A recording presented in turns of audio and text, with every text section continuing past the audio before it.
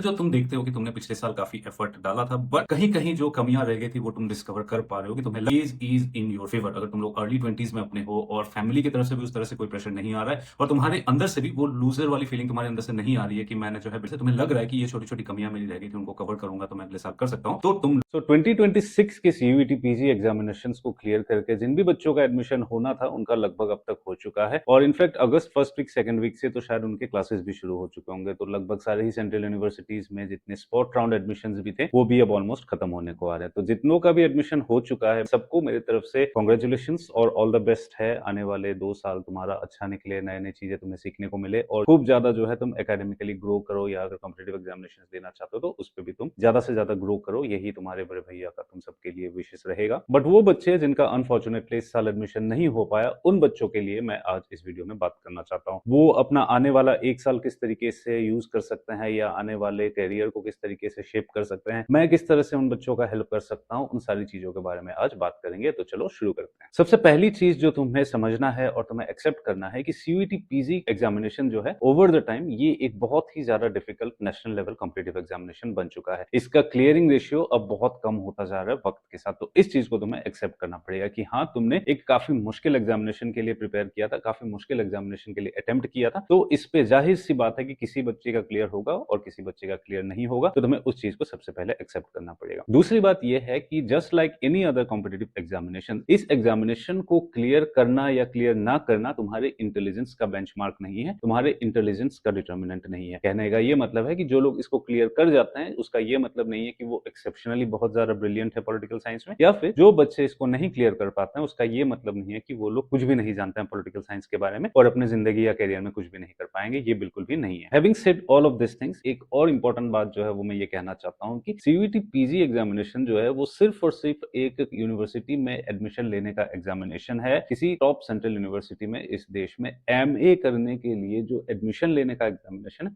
वो एडमिशन है CUET PG. तो अगर इस एडमिशन के माध्यम से तुम्हें उन सिलेक्टेड कॉलेजेस या यूनिवर्सिटीज में एडमिशन नहीं भी होता है तो मैं वंस अगेन इस बात को दोहराना चाहूंगा तुम्हारे सामने, दिस डज नॉट मीन कि तुम्हारी जिंदगी खत्म हो चुकी है या तुम्हारा करियर खत्म हो चुका है। और ये भी जो बच्चे क्लियर कर चुके हैं, अगर वो भी इस वीडियो को देखेंगे तो उनसे भी मैं यही कहना चाहूंगा कि सीयूईटी पीजी को क्लियर करके एक यूनिवर्सिटी में एडमिशन ले लेना itself is not sufficient to establish या एंश्योर कि तुम्हारा जो है जीवन सेटल हो चुका है। It is absolutely nothing. बिल्कुल शुरुआती एग्जामिनेशन है ये। इसके बाद असल सफर जो है शुरू होता है, इसके बाद जो है असल मेहनत शुरू होती है। तो इस चीज को हर एक बच्चे को ध्यान में रखना है। तो चलो अब आते हैं उन सारे बच्चों के ऊपर जिनका इस साल एडमिशन नहीं हो पाया था। देखो, तुम्हारे अंदर अब 2-3 कैटेगरीज के बच्चे होंगे। तुम अपने आप को आइडेंटिफाई करके जो है कमेंट सेक्शन में मुझे मेंशन भी कर सकते हो। उसके अकॉर्डिंग मैं और भी ज्यादा तुम लोगों को टिप्स और गाइडेंस प्रोवाइड करने की कोशिश करूंगा। एक सबसे पहला जो कैटेगरी होगा उसमें वो बच्चे होंगे जिन्होंने शायद इस साल यूजी एग्जामिनेशन दिया था, यूजी जस्ट खत्म किया है और उसी के दौरान जो है उन्होंने उसी के साथ साथ जो उन्होंने सीयूईटी पीजी का एग्जामिनेशन दे दिया था कि अगर हो जाएगा एडमिशन तो कहीं एडमिशन ले लेंगे, अगर नहीं भी होता है तो ठीक है, विल सी नेक्स्ट ईयर। एक वो कैटेगरी होगा। दूसरा वो कैटेगरी होगा जिन बच्चों ने शायद पिछले साल ऑलरेडी गैप दिया था बट उनका एज उस तरह से बहुत हाई एज नहीं है। 1 साल सिर्फ उन्होंने गैप किया था 3 साल का यूजी खत्म करने के बाद, और जो है उनके ना तो फैमिली की तरफ से इस तरह का कोई प्रेशर है और उनके अपने अंदर से भी इस तरह का कोई ऐसा प्रेशर या लेफ्ट आउट फीलिंग नहीं आया है कि मैं नहीं कर सकता हूँ और जो है 1 साल और गैप नहीं कर सकता हूँ। उस तरह के भी कुछ बच्चे होंगे। और तीसरे कैटेगरी में वो कुछ बच्चे होंगे जिनका शायद at the first place MA करने का कोई प्लान था ही नहीं। पिछले 1-2 सालों से किसी ना किसी कॉम्पिटेटिव एग्जामिनेशन के लिए प्रिपेयर कर रहे थे। अब अचानक से उनको लगा कि जो है किसी सेंट्रल यूनिवर्सिटी में सीट लिया जा सकता है, उसके वहां के पूरे इंफ्रास्ट्रक्चर को यूज किया जा सकता है, हॉस्टल फैसिलिटीज को यूज किया जा सकता है, तो क्यों ना हम सीयूईटी पीजी एग्जामिनेशन को भी देने की कोशिश करें और एग्जाम को क्लियर करने की कोशिश करें। तो ये 3 ब्रॉड कैटेगरी के बच्चे मोस्टली यहाँ सामने निकल कर आएंगे। तो इन तीनों ही कैटेगरी के बच्चों के लिए एक बात मैं कॉमन कहना चाहूंगा कि सीयूईटी पीजी जैसे एक बेसिक एग्जामिनेशन के लिए सिर्फ और सिर्फ इसी पर्टिकुलर एक एग्जामिनेशन के लिए 2 या 3 साल का गैप लेना मुझे पर्सनली तो कोई लॉजिकल नहीं लगता है। बाकी ये तुम लोगों का अपना चॉइस है, तुम लोग अपनी तरह से डिसाइड कर सकते हो। अब तीनों ही ग्रुप के बच्चों के लिए कुछ इंपॉर्टेंट चीजें मैं बताना चाहूंगा। जो थर्ड वाले कैटेगरी के बच्चे हैं उनके लिए मेरा एडवाइस सबसे ज्यादा इंपॉर्टेंट रहने वाला है, बट मैं शुरू करूंगा फर्स्ट कैटेगरी के बच्चों के लिए। फर्स्ट कैटेगरी यानी वो बच्चे जिन्होंने यूजी एग्जामिनेशन अभी जस्ट खत्म ही किया, अभी जस्ट दे के ही उठे हैं और उन्होंने पहला आइटम सीयूईटी पीजी का दिया था और नहीं हो पाया था। तो जाहिर सी बात है कि मतलब जब कंपटीशन लेवल इतना बढ़ चुका है तो इट्स डेफिनेट कि अगर यूजी लेवल में रिगरसली तुम लोगों ने पढ़ाई नहीं की होगी, जो कि यूजुअली नहीं करते हैं क्योंकि यूजी लेवल में बहुत कुछ चीजें होते हैं, कॉलेज फेस्ट, ये वो, कॉलेज आना जाना, सेमेस्टर एग्जामिनेशन, इन सब के बीच जो है वो रिगरस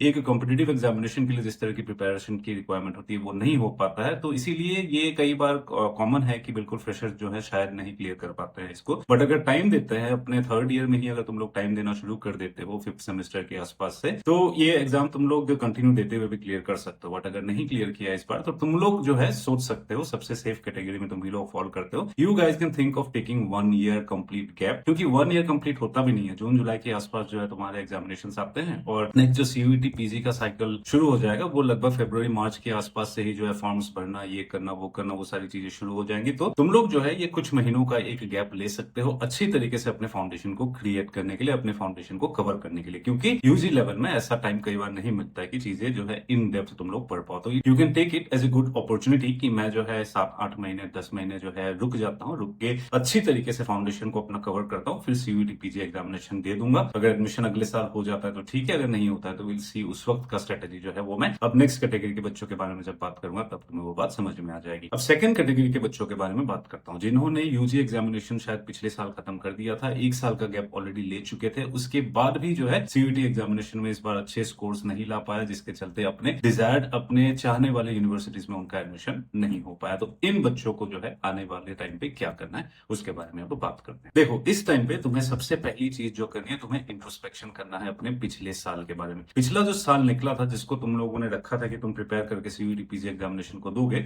उस साल में तुम लोगों ने कितना एफर्ट डाला, उस साल में तुम लोगों ने कितनी चीजें सीखी, उसका तुम्हें एक इंट्रोस्पेक्शन करना पड़ेगा। क्या सही में जो है तुमने पिछले साल सीखा है चीजें, और तुम लोगों ने ट्राई किया था, और जो है तुम 100% तक नहीं पहुंच पाए, 60-70% के आसपास कहीं पहुंचे, या फिर शायद कोई तुम्हारे हेल्थ इश्यूज आ गए थे जिसके चलते जो है 1 महीना 2 महीना 20 दिन तुम्हारे बीच में नुकसान हुआ था, या सीयूईटी पीजी एग्जामिनेशन के आते आते भी तुम्हारा कुछ अगर इलनेस या कुछ इस तरह के फैमिली इश्यूज हुए जिसके चलते जो है तुम अपना फाइनल जो 5%, 10%, 20% की रिक्वायरमेंट होती है वो एफर्ट तुम नहीं डाल पाए, तो तुम्हें पहले उस चीज को असेस करना है। या फिर है कि तुमने पूरा अपना 100% पिछले पूरे साल डाल दिया था, उसके बाद भी जो है तुम सीयूईटी पीजी एग्जामिनेशन को नहीं निकाल पाए। अब जो है तुम्हें इस इंट्रोस्पेक्शन को करना पड़ेगा। अगर जो तुम देखते हो कि तुमने पिछले साल काफी एफर्ट डाला था, बट कहीं कहीं जो कमियां रह गई थी वो तुम डिस्कवर कर पा रहे हो, कि तुम्हें लग रहा है कि यहाँ 5%, 10%, 15%, 8% कहीं कहीं कमी मेरी रह गई थी पिछले साल, जो मैं समझ रहा हूँ, आई रियलाइज कि वो गलतियां मेरी हुई थी, जिसके चलते इस साल मेरा शायद सीयूईटी पीजी एग्जामिनेशन क्लियर नहीं हुआ था। और इन छोटे छोटे गैप्स को अगर मैं कवर करता हूँ, या फिर हेल्थ वाइज अगर मैं अपना ध्यान रख लेता हूँ, तो शायद इस बार मैं सीयूईटी पीजी एग्जामिनेशन निकाल सकता हूँ। ये वाले बच्चे, अगर लोग भी जो है सोच सकते हो कि मैं नेक्स्ट अटेम्प्ट दोबारा दे दूं। और इन द मीन टाइम ये वाला जो 1 साल रहेगा, इसमें तुम लोग कोई छोटे छोटे कोर्सेज कर सकते हो, 3 महीने 6 महीने के डिप्लोमा कोर्सेज कर सकते हो, या फिर कहीं इंटर्नशिप वगैरह की कोशिश कर सकते हो कि कहीं मुझे किसी कंटेंट राइटिंग का इंटर्नशिप मिल जाए, कहीं मुझे जो है रिसर्च का कहीं छोटा मोटा इंटर्नशिप मिल जाए। जो इस तरह के आजकल ऑनलाइन कोचिंग इंस्टीट्यूट्स या कोचिंग सेटअप्स भी हैं,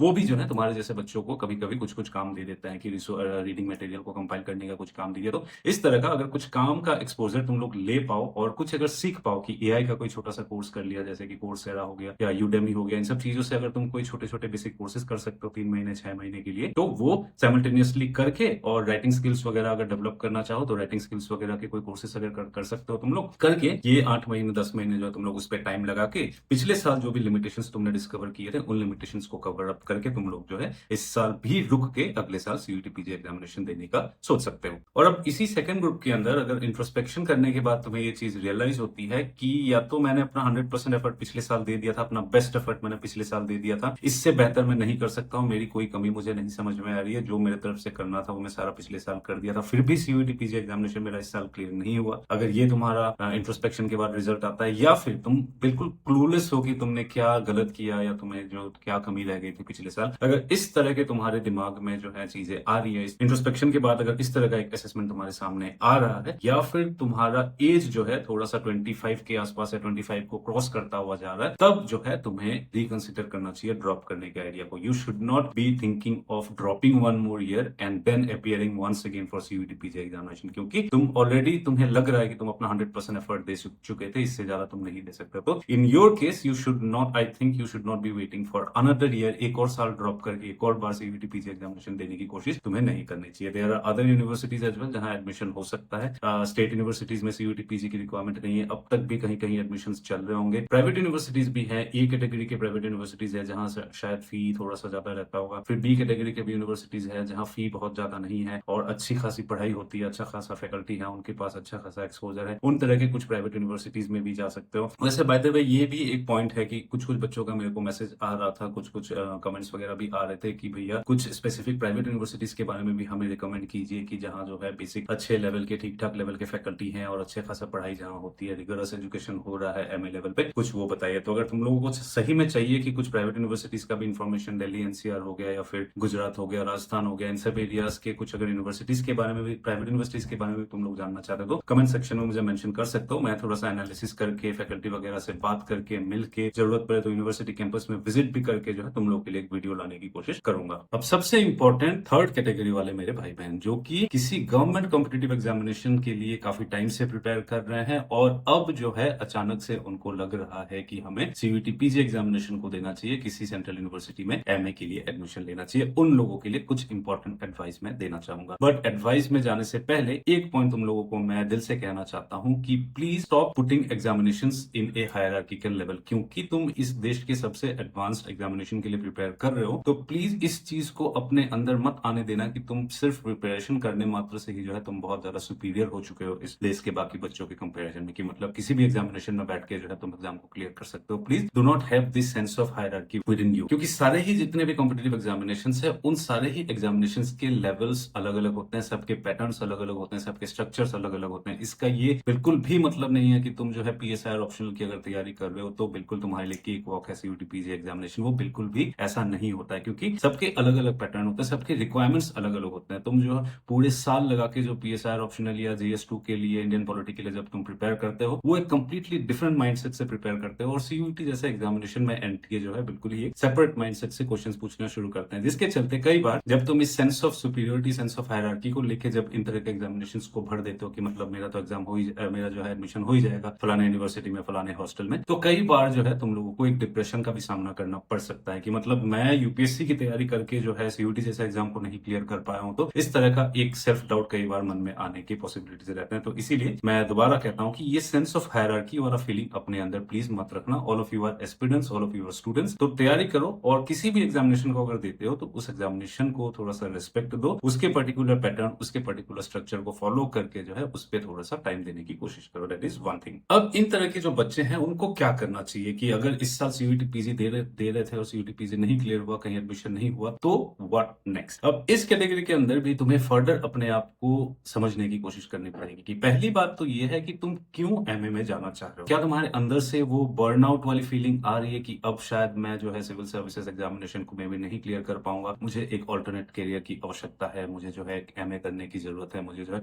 एकेडमिक्स में भी अपना रास्ता धीरे धीरे बनाने की कोशिश करनी है। क्या तुम इस कैटेगरी में फॉल करते हो या फिर तुम उस कैटेगरी में फॉल करते हो कि तुम्हें लग रहा है कि मैं जो है सिविल सर्विसेज एग्जामिनेशन को क्रैक कर लूंगा, I have that skill, I have that capacity and I am very close to it, I am very near to it. शायद तुमने एक आध बार प्रीलिम्स भी निकाल लिया होगा। तो अगर उस कैटेगरी में हो तो तुम्हारा थॉट प्रोसेस भी और तुम्हारा एक्शन भी जो है थोड़ा अलग होना चाहिए, ठीक है। अब अगर फर्स्ट वाले सेक्शन में तुम आते हो कि तुम्हें लग रहा है कि तुम्हारे अंदर से ये कॉल आ रहा है तुम्हें कि मैं जो है 2 अटेम्प्ट दे चुका हूँ या 3 अटेम्प्ट दे चुका हूँ, दिल्ली में रह चुका हूँ, काफी पैसे खर्च कर चुका हूँ, काफी वक्त अपना लगा चुका हूँ और अब मुझे अंदर से शायद लग रहा है कि सिविल सर्विसेज एग्जामिनेशन तो शायद मैं नहीं क्लियर कर पाऊंगा given all the changes that are going on in the examination pattern, so on and so forth. अगर इस कैटेगरी में तुम हो तो मैं तुम्हें स्ट्रिक्टली रिकमेंड करूंगा कि please do not keep dropping your ears for CUET PG examination. Quickly कहीं ना कहीं एमए में एडमिशन ले लो और एकेडमिक्स में अपने जर्नी को शुरू करने का जो है वो सफर तुम स्टार्ट कर दो। क्योंकि जितना एकेडमिक्स में आने में तुम लेट करते जाओगे, अगर 29, 30, 31 तक तुम अगर एमए में एडमिशन ही नहीं लेते हो और पूरे यूपीएससी के अटेम्प्ट्स जो है सारे देने का वेट करते हो, उसके बाद कहीं एमए में एडमिशन लेने की कोशिश करते हो, तो तुम जो है आने वाले 4, 5, 6 सालों में अपने आप को बहुत ही ज्यादा पीछे पाओगे कंपेयर टू